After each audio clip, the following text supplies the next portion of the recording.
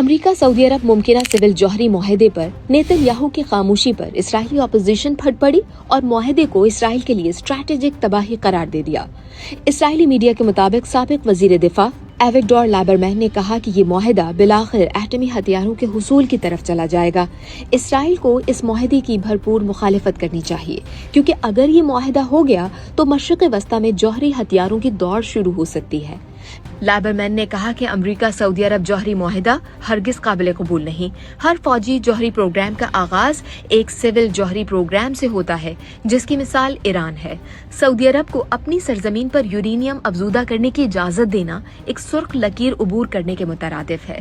Lieberman نے یہ خدشہ بھی ظاہر کیا کہ اگر سعودی عرب میں جوہری تنصیبات قائم ہوئیں تو وہ ایران کے لیے ممکنہ حملوں کا ہدف بھی بن سکتی ہے۔ اسرائیلی حکومت کو چاہیے کہ وہ اس معاہدے کی مخالفت کرے اور امریکی کانگریس کو اسے مسترد کرنے پر آمادہ کرے، چاہے اس کے نتیجے میں امریکی صدر ڈونلڈ ٹرمپ سے اختلاف ہی کیوں نہ کرنا پڑے۔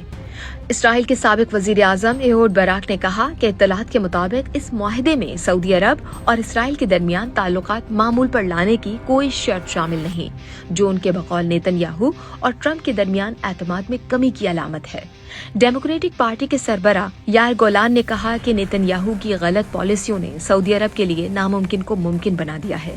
اب مشرق وسطی کے دوسرے ممالک بھی اس سعودی ماڈل جیسے معاہدے امریکہ سے کرنا چاہیں گے۔ اسرائیلی اخبار ہاریٹس کے مطابق اسرائیل کو خدشہ ہے کہ امریکہ سعودی جوہری معاہدہ سعودی عرب کو یورینیم افزودہ کرنے کی راہ فراہم کر سکتا ہے۔ ہاریٹس کے مطابق ایک اسرائیلی ذرائع نے کہا کہ اگر سعودی عرب کو اپنی سرزمین پر یورینیم افزودہ کرنے کی اجازت مل جاتی ہے تو یہ اسرائیل کے لیے اچھی خبر نہیں ہوگی، چاہے اس کے ساتھ سعودی عرب اور اسرائیل کے تعلقات معمول پر لانے کا اعلان ہی کیوں نہ کر دیا جائے۔ امریکہ اور سعودی عرب میں سول جوہری پروگرام کا معاہدہ۔ خیال رہے کہ امریکی اخبار وال اسٹریٹ جرنل کی رپورٹ میں دعویٰ کیا گیا ہے کہ امریکی صدر ڈونلڈ ٹرمپ نے سعودی عرب کے ساتھ سول جوہری پروگرام کے معاہدے کی باضابطہ منظوری دے دی ہے۔ رپورٹ کے مطابق ڈیل کی مدت 30 سال اور تخمینہ کئی ارب ڈالر ہوگا۔ معاہدے کے تحت سعودی عرب کو توانائی کے شعبے میں جوہری ٹیکنالوجی تک رسائی حاصل ہوگی۔ ڈیل سے ممکنہ طور پر سعودی عرب میں یورینیم افزودگی کی راہ بھی ہموار ہو سکے گی۔ رپورٹ کے مطابق اس تجویز پر کئی برسوں سے بات چیت جاری ہے۔